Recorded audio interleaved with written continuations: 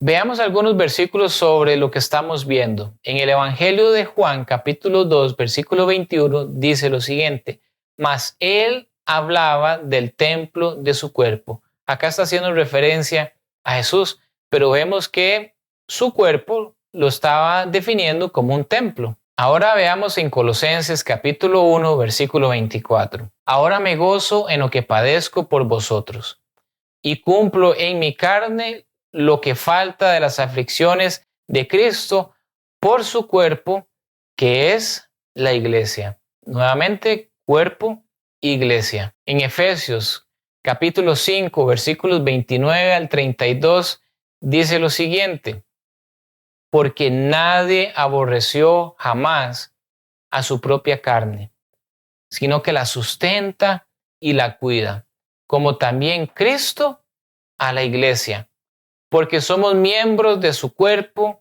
de su carne y de sus huesos. Por esto dejará el hombre a su padre y a su madre, y se unirá a su mujer, y los dos serán una sola carne.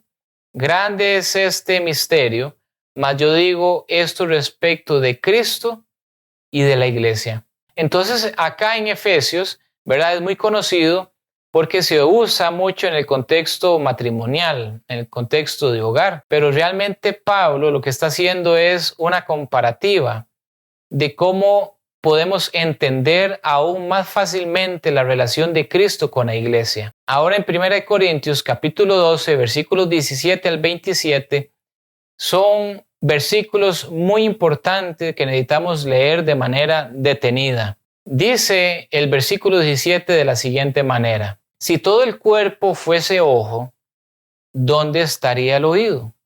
Si todo fuese oído, ¿dónde estaría el olfato? Mas ahora Dios ha colocado los miembros, cada uno de ellos, en el cuerpo como Él quiso.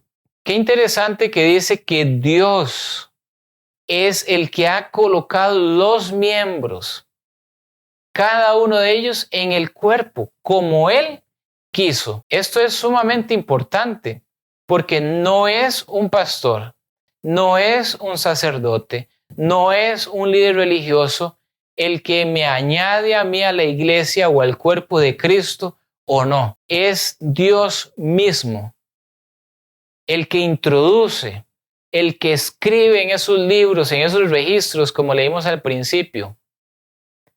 Es Dios. Acá lo estamos viendo de una manera clara. Sigue diciendo el versículo 19, porque si todos fueran un solo miembro, ¿dónde estaría el cuerpo? Y acá estamos viendo que Dios ha repartido multitud de dones y talentos, y todos son importantes dentro de la iglesia de Dios. Y es interesante ver cómo se levantan barreras o divisiones. Hay celos, hay contiendas, porque hay uno que predica y yo quiero predicar y no me ponen. Pero tal vez mi talento, mi don es con los niños. Tal vez mi talento, mi don es con los jóvenes. Entonces cada uno tiene un lugar dentro del cuerpo de Cristo, dentro de la obra de Dios. Y es importante aceptar eso y hacer nuestro mayor esfuerzo. He escuchado muchas veces dentro de la iglesia adventista que dicen que es el régimen pro salud y nada más. Y ya no hay que estar repartiendo libros. No, eso ya no es tiempo. Y el que reparte libros habla de que hay que repartirlos como las hojas de otoño y esa es la obra que hay que estar haciendo. No, eso no puede existir dentro de la obra de Dios. Eso no puede existir dentro del cuerpo, dentro de la iglesia. Cada persona tiene un rol muy importante que jugar dentro de la iglesia del Dios viviente. Sigue diciendo en el versículo 20, pero ahora son muchos los miembros, pero el cuerpo es uno solo.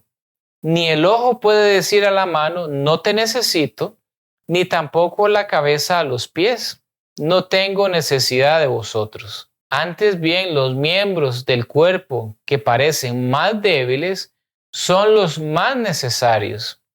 y a aquellos del cuerpo que nos parecen menos dignos, a estos vistamos más dignamente, y en los que en nosotros son menos decorosos, se tratan con más decoro, porque los que en nosotros son más decorosos no tienen necesidad, pero Dios ordenó el cuerpo, dando más abundante honor al que le faltaba, para que no haya desaveniencia en el cuerpo, sino que los miembros todos se preocupen los unos por los otros. Si hablamos de nuestro cuerpo, cualquier herida que tengamos molesta. Tan solo un corte con una hoja, ya esa herida molesta. Un golpe en una uña, como dice ahí, por más débil que se vea el miembro de ese cuerpo, son necesarios. Entonces, creamos realmente que todos somos importantes dentro de la iglesia de Dios y que todos nos necesitamos. Necesitamos que la iglesia del Dios viviente esté unida para proclamar el evangelio en estos tiempos finales. Es tiempo ya de parar por tanta división. Dios nos está llamando a través de este estudio, de esta serie, que es la iglesia, que debemos detenernos, reflexionar y empezar a buscar a Dios de todo corazón y decirle: Padre, yo deseo ser miembro de tu iglesia. Sigue diciendo en el versículo 26, de manera que si un miembro padece, todos los miembros se duelen con él. Y si un miembro recibe honra, todos los miembros con él se gozan. Vosotros, pues, sois el cuerpo de Cristo y miembros cada uno en particular. En estos últimos dos versículos estamos viendo claramente el concepto de familia. Yo creo que en nuestra familia, si nuestro padre o nuestro hijo tiene un ascenso en su trabajo, le aumentan el salario, se gradúa de la universidad o del colegio, todos nos alegramos, todos somos felices. De la misma manera, cuando algún miembro se enferma, está en el hospital o peor aún muere, todos nos dolemos. La pregunta es, ¿mi iglesia, donde yo me reúno, donde yo me congrego, experimento esto? ¿Sí o no? Es una respuesta sencilla. ¿Sí o no? Y eso es lo que nos debe a nosotros motivar para abrir nuestro corazón, nuestra mente, a lo que estamos aprendiendo de lo que es la iglesia. En el versículo 27 dice, vosotros pues sois el cuerpo de Cristo y miembros cada uno en particular. Nuevamente está hablando de que la iglesia es el cuerpo. Entonces, Dios nos está llamando a la reflexión a través de esto. Por último, veamos lo que dice 1 Corintios capítulo 3, versículo 9. Dice, porque nosotros somos colaboradores de Dios y vosotros sois labranza de Dios, edificio de Dios. ¿Vemos cómo toda la Biblia está hablando de lo mismo? Familia, casa, templo, edificio, morada, está hablando de lo mismo. Hemos estado viendo lo que es la verdadera iglesia y cómo debemos estar unidos al edificador de la verdadera iglesia. Pero para seguir entendiendo este tema, debemos mencionar algo que más adelante abordaremos y es lo que no es la iglesia. Y una de esas características de lo que no es la iglesia es lo que muchos llaman la unidad. Veamos la siguiente declaración de la Iglesia Católica. Unidad de doctrina y fe que consiste en el común acuerdo de todos los fieles en admitir y creer todo lo que la iglesia docente les propone como revelado o confirmado por Jesucristo. Unidad de gobierno, que produce unidad de comunión y que consiste en la sumisión de todos los fieles a sus respectivos obispos y en particular al pontífice romano, cabeza suprema de la iglesia. Entonces estamos viendo acá que la unidad, ellos lo están viendo, que unidad es respetar y estar sumiso a los obispos y al Papa como cabeza suprema de la Iglesia. ¿Será eso realmente verdadera unidad?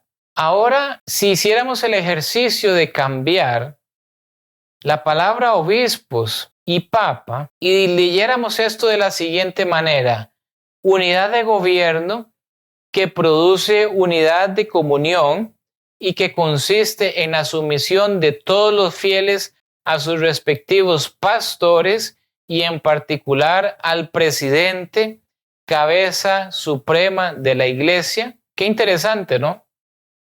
Es muy fácil ver la paja, en este caso en la Iglesia Católica, de cómo ellos están unidos en sumisión a sus obispos y al papado. Y las iglesias protestantes señalan eso y dicen, es que ese modelo está mal.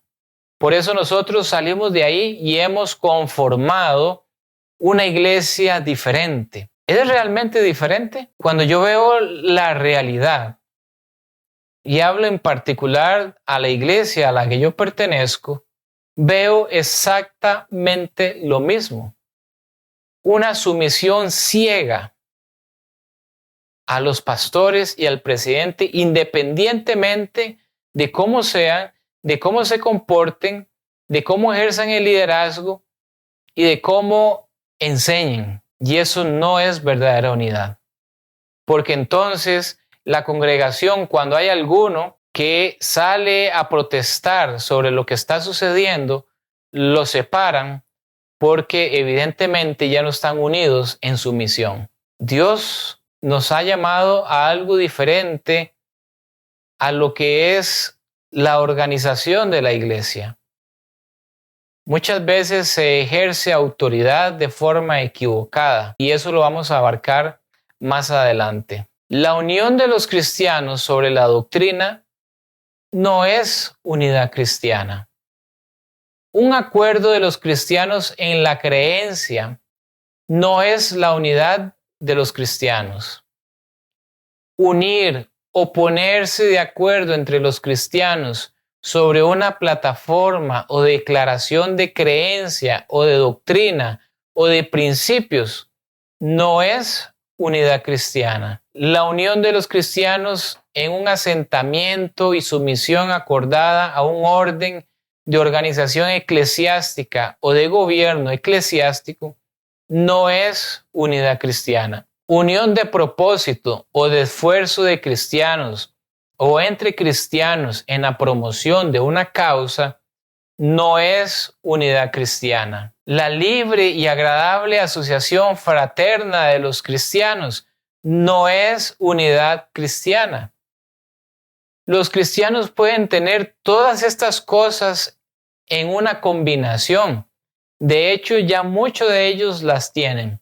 Y sin embargo, no tener unidad en absoluto. Y eso se ve cada vez que vamos a la iglesia, a la congregación. Ya nos topamos con el que nos cae mal, nos topamos con aquel que dentro de mi concepto juega o se cree más santo que yo. Nos topamos con aquel que predica algo o predicó algo que probablemente lo hizo pensando en mí. Vamos a la congregación donde nos reunimos y encontramos división de criterios en cuanto a la interpretación bíblica. Qué triste que el enemigo nos haya creer que estar bajo un nombre, estar bajo un mismo techo, nos hace creer que estamos unidos y que somos uno en Cristo, haciendo mención de esa oración que leímos en Juan de Jesús para que nosotros seamos uno como Él, Jesús, es uno con el Padre. Es increíble cómo Satanás juega con nosotros y nos hace creer cosas falsas. Vamos a diferentes lugares del mundo donde están miembros de mi congregación o de mi denominación y encuentro división de criterios, de interpretación bíblica, de formas de pensar, de formas de actuar. Pero como estamos bajo el mismo nombre, pero como vamos al mismo templo, creemos que estamos unidos. Y eso es un engaño que Satanás nos está haciendo creer. Y entonces hacemos división. Los que vamos a la iglesia, sí estamos unidos porque vamos a la iglesia. Pero cuando corremos la cortina y tratamos y vemos realmente lo que ahí sucede, es evidente que no hay unidad. Hay celos, hay envidia, hay crítica, hay chisme, hay grupos, hay bandos. No hay realmente unidad, pero creen que están unidos porque van a la misma iglesia y marcan una división bien clara y bien profunda con los que no asisten a mi iglesia o a mi denominación.